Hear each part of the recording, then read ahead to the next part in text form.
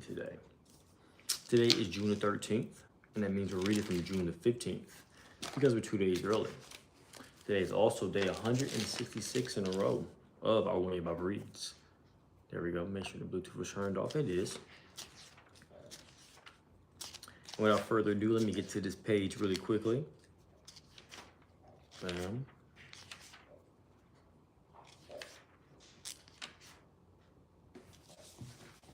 Facts.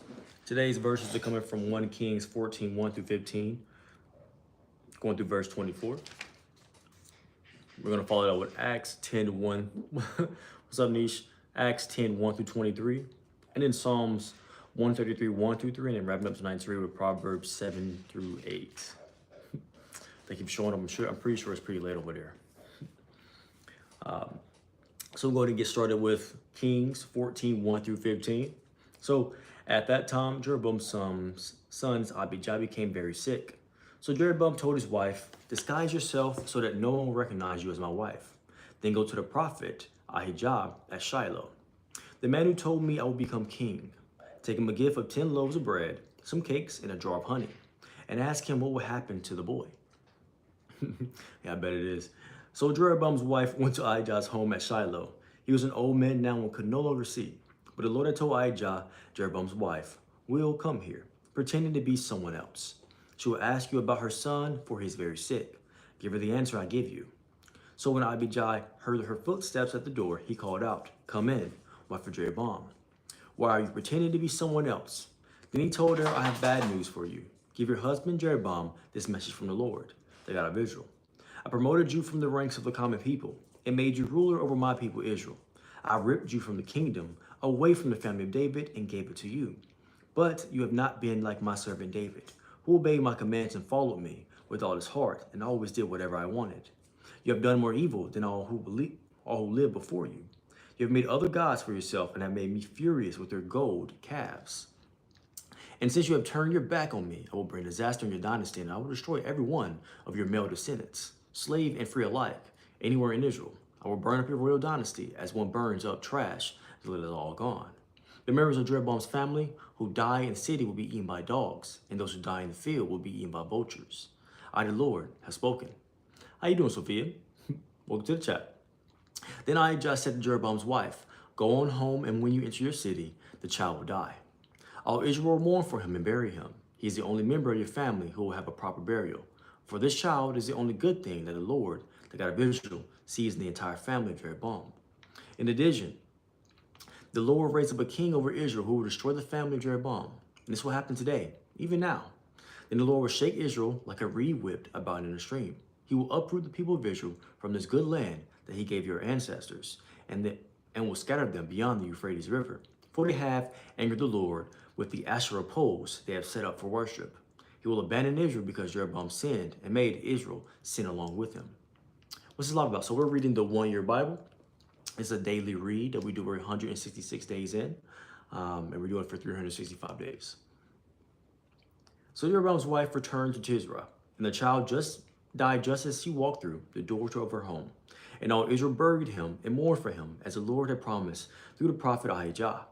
The rest of the events of Jeroboam's reign, including all his wars and how he ruled, are recorded in the book of the history of the kings of Israel. Jeroboam reigned in Israel for 22 years, and when Jeroboam died, his son Nadab became the next king. Meanwhile, Rehoboam, son of Solomon, was king in Judah. He was 41 years old when he became king, and he reigned 17 years in Jerusalem, the city the Lord had chosen from among all the tribes of Israel as a place of honor, to honor his name. And Rehoboam's mother was Naamah, an Ammonite woman. During Rehoboam's reign, the people of Judah did what was evil in the Lord's sight, provoking his anger with their sin, for it was even worse than that of their ancestors. For they also built themselves again pagan shrines, and set up sacred pillars and Asherah poles on every high hill and under every green tree.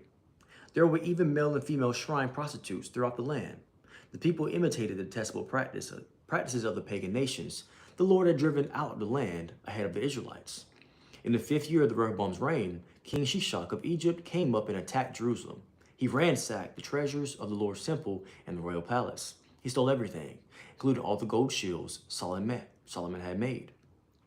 King Rehoboam later replaced them with bronze shields as substitutes, and he entrusted them to the care of the commanders of the guard who protected the entrance of the royal palace. Whenever the king went to the temple of the Lord, the guard was to also take the shields and then return them to the guard room. The rest of the events of Rehoboam's reign and everything he did are recorded in the book of history of the kings of Judah. There was constant war between Rehoboam and Jeroboam, and when Rehoboam died, he was buried among his ancestors in the city of David. His mother was Naamah, an Ammonite woman. Then his son Abijam became the next king. Abijam began to rule over Judah in the 18th year of Jeroboam's reign in Israel. He reigned in Jerusalem 3 years. His mother was Maacah, the granddaughter of Absalom. He committed the same sins as his father before him, and he was not faithful to the Lord his God, and his ancestor David had been.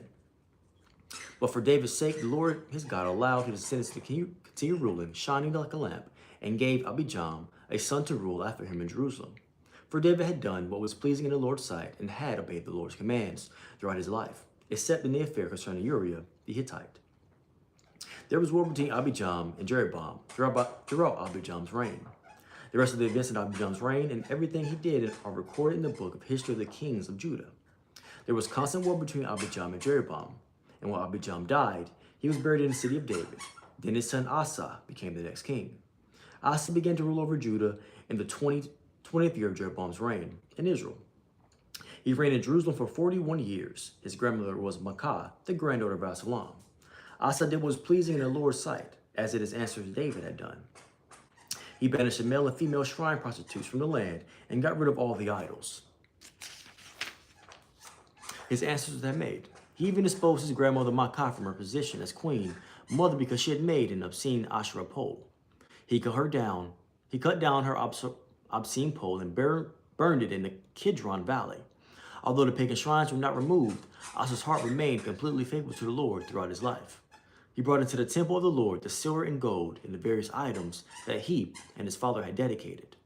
There was constant war between King Asa of Judah and King Baasha of Israel. King Baasha of Israel invaded Judah and fortified Ramah in order to prevent anyone from entering or leaving King Asa's territory in Judah. Asa responded by removing all the silver and gold that was left in the treasuries of the temple of the Lord in the royal palace. He sent it with some of his officials to Ben-Hadad, son of Tabrimon, son of Hezion, the king of Aram, who was ruling in Damascus, along with this message. Let there be a treaty between you and me, like the one between your father and my father. See, I am sending you a gift of silver and gold. Break a treaty with King Baasha of Israel so that he will leave me alone. Ben-Hadad agreed to King Asa's request and sent the commanders of his army to attack the towns of Israel. They conquered the towns of Ijon, Dan, Abel-Beth, Maacah, and all Kinnereth, and all the land of Naphtali. As soon as Baasha of Israel heard what was happening, he abandoned his project of fortifying Ramah and withdrew to Tisra. Then King Asa sent an order throughout Judah, requiring that everyone without exception help carry away the building stones and timbers that Baasha had been using to fortify Ramah. Asa used these materials to fortify the town of Geba and Benjamin and the town of Mizpah. The rest of the events in Asa's reign, the extent of his power, everything he did, and the names of the cities he built are recorded in the book of history of kings of Judah. In his old age, his feet became diseased, and when he died, he was buried with his ancestors in the city of David. Then Jehoshaphat, Asa's son, became the next king. And that's the end of 1 Kings 14, 1-15. And now Acts 10, 1-23. In Caesarea, there lived a Roman army officer named Cornelius, who was a captain of the Italian regiment. He was a devout, God-fearing man, as was everyone in his household. He gave generously to the poor and prayed regularly to God. How you doing, Trayvon? Maybe. I think I remember you. I'm not exactly sure. Maybe, I think I've seen your name before. I don't want to say it and not be telling the truth. I think I've seen your name before. From basketball, now I think I remember you, for real. From basketball, yeah. Because if it was from one of these reads, I'd never remember you from one of these reads. But from basketball, yes. Oh, you had a different name. Y'all be having different names all the time, bro. That's funny. How was I supposed to remember you then? How was I supposed to remember you then? He gave generously to the poor and prayed regularly to God. One afternoon, about 3 o'clock, he had a vision in which he saw an angel of God coming toward him. Cornelius, the angel said. Cornelius said to him in terror. What is it, sir? He asked the angel. And the angel replied, your prayers and gifts to the poor have been received by God as an offering. Now send me some men to Joppa and summon a man named Simon Peter. He is staying with Simon, a tanner who lives near the seashore. As soon as the angel was gone, Cornelius called the 2 of his household servants and a devout soldier, one of his personal attendants. And he told them what had happened and sent them off to Joppa. The next day, as Cornelius' messengers were near the town, Peter went up on the flat roof to pray. It was about noon, and he was hungry. But while a meal was being prepared, he fell into a trance. He thought he saw the sky open, and something like a large sheet was let down by its 4 corners. In the sheet were all sorts of animals, reptiles, and birds. Then a voice said to him, get up, Peter, kill and eat them. No, Lord, Peter declared, I have never eaten anything that our Jewish laws have declared impure and unclean. But the voice spoke again, do not call something unclean when God has made it clean. The same vision was repeated 3 times. Then the sheet was suddenly pulled up to heaven. Peter was very perplexed. What could the vision mean? Just then the men sent by Cornelius found Simon's house. Standing outside the gate, they asked if a man named Simon Peter was staying there. Meanwhile, as Peter was puzzling over the vision, the Holy Spirit said to him, 3 men have come looking for you. Get up, go downstairs, and go with them without hesitation. Don't worry, for I have sent them. So Peter went down and said, I'm the man you are looking for. Why have you come? They said, we were sent by Cornelius, a Roman officer. He is a devout and God-fearing man, well respected by all the Jews. A holy angel instructed him to summon you to his house so that he can hear your message. So Peter invited the men to stay for the night. And the next day he went with them, accompanied by some of the brothers from Joppa. And now Psalms 133. Oh, LSU. Okay, there we go. LSU. Okay, now I remember you. LSU, how you doing, bro? What's up, bro? I haven't seen you in a minute, bro. I haven't seen you in a minute. What's up, bro? Now I remember. Okay, what's up, bro? What's up? I remember you now, definitely. And now Psalms 133. How you doing? How's practice? How's school? Psalms 133, 1 through 3. How wonderful and pleasant it is when brothers live together in harmony. For harmony is as precious as the anointing oil.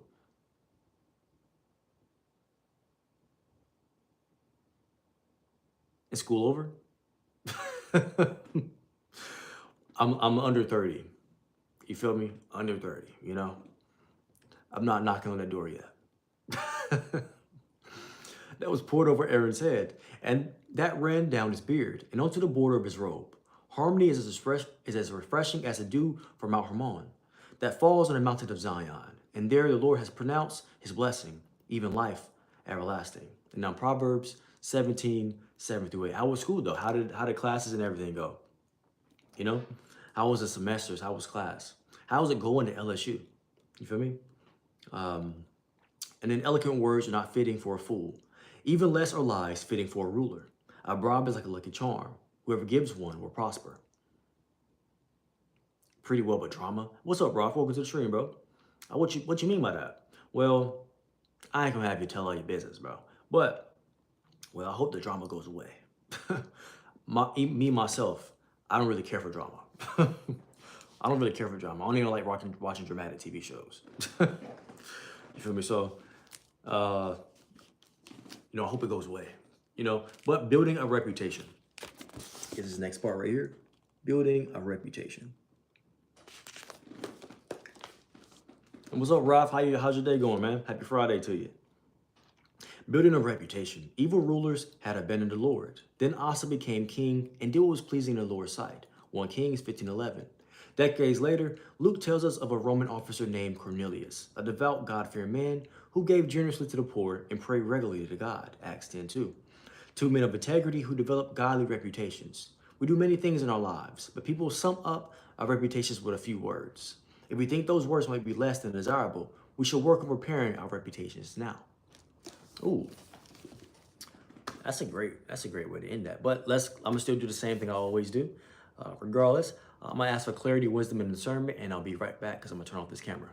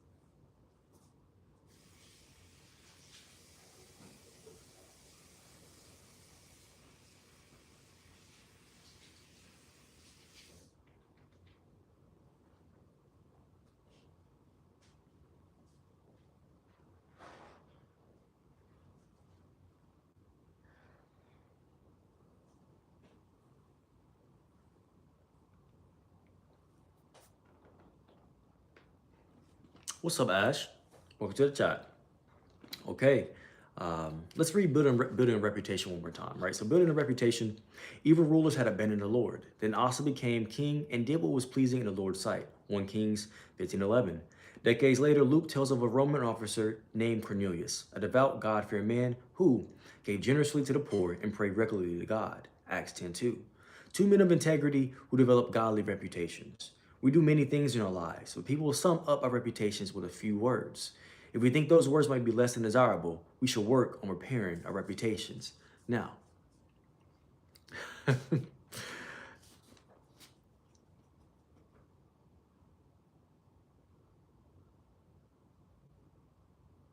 It goes, it's not accurate, I'm not gonna lie. It's not accurate. I see the same thing, but then you guys chat and I'm like, how is it, how are you guys in here, but it doesn't say anybody's here, you know, but I don't know. I'm not sure why YouTube does that, bro. I'm honestly not sure why YouTube does. It says the same thing for me, so. But then y'all comment and I'm like, okay, but there are more people in here. They've been here this whole time, you know? So I don't know. I truly don't know, to be honest. But regardless, it doesn't matter who's in here or not. I appreciate one or a million, one or two, a 5 trillion. You know, but it's pretty funny. Alpha made an appearance. You know, he's had a day. He's had a day today, but it's not about him right now.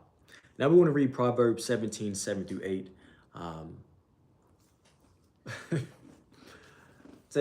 Nietzsche said, hey, he's had a day today. Eloquent words are not fitting for a fool, even lesser lies fitting for a ruler. A bribe is a lucky charm. Whoever gives one will prosper, right?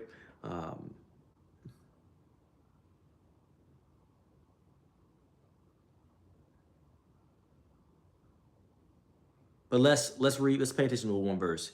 Even less are lies fitting for a ruler, right? If you consider yourself even partial ruler of your domain, then lies are not fitting for a ruler. You feel me? But let's keep on moving on though.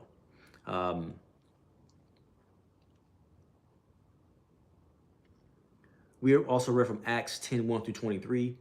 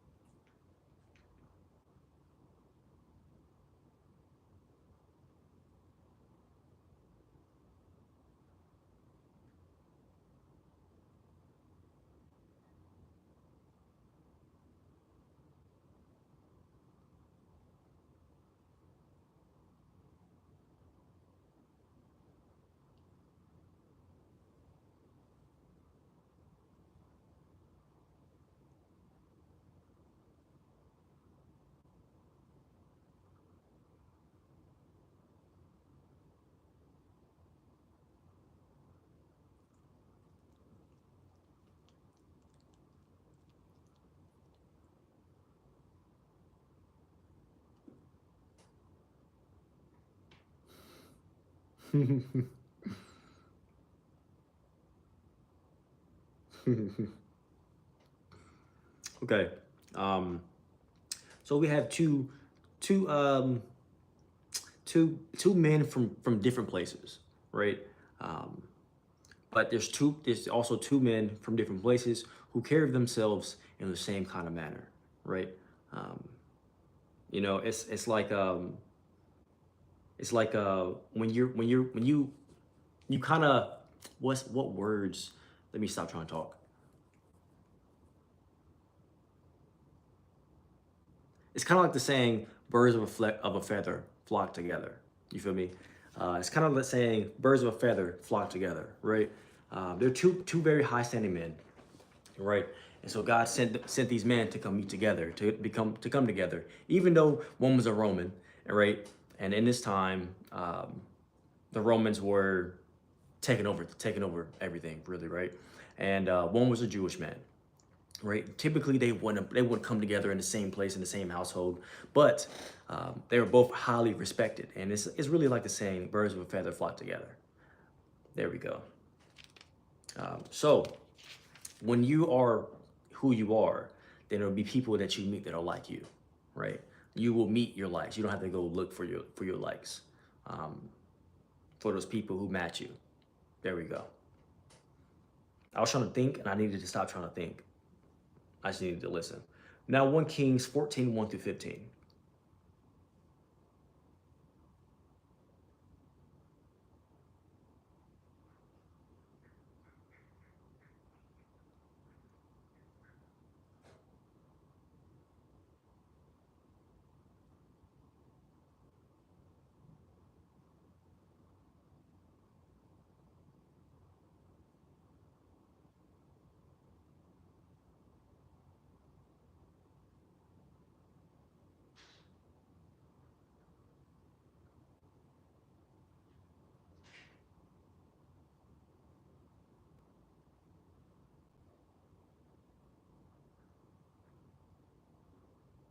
Mm, okay.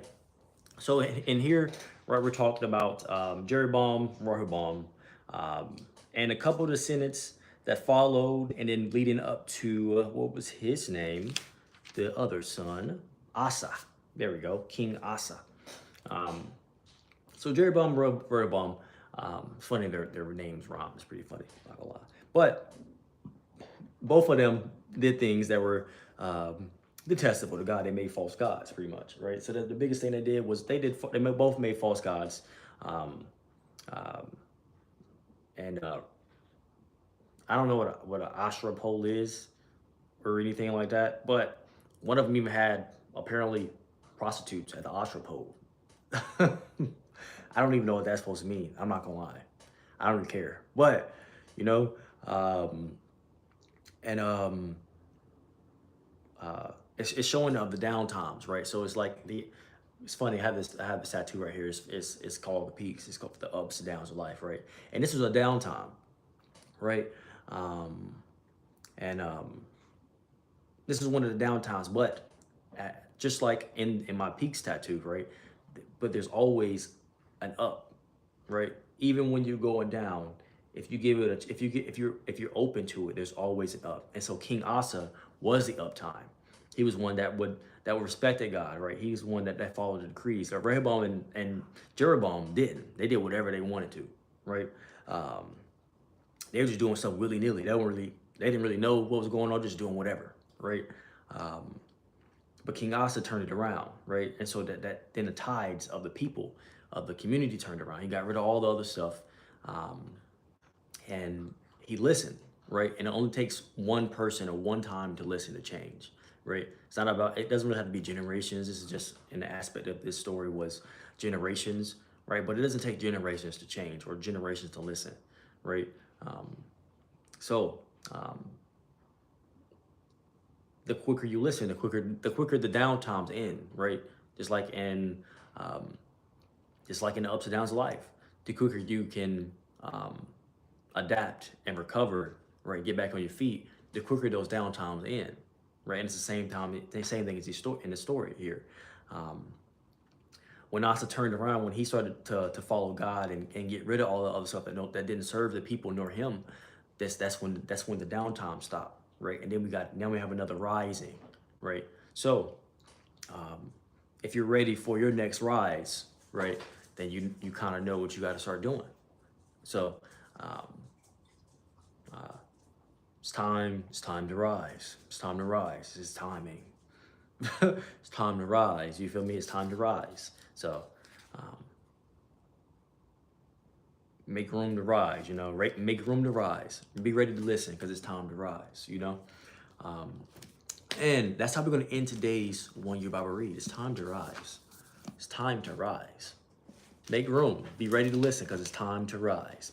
Make room. Be ready to listen because it's time to rise.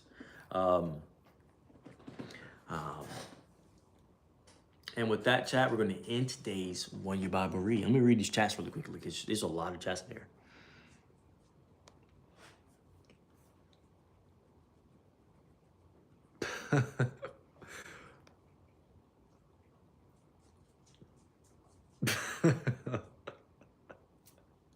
But all right. As always, we all got that limitless core, baby. I appreciate you. I might even love you, but I'm for sure glad you woke up today. We had a lot of people come back to the stream today. Appreciate y'all for coming and sliding back for the time that y'all came and slid back through. Alfie wanted to say see you later too. See you later. He said, I appreciate your presence as always. Right. And what? I'm going to see you next time. Hey, put up your 2 fingers so you can say peace. You got 2 fingers? Come on, hold up. Peace. Peace. Eli said peace too. See y'all later. Y'all have a good one. Peace.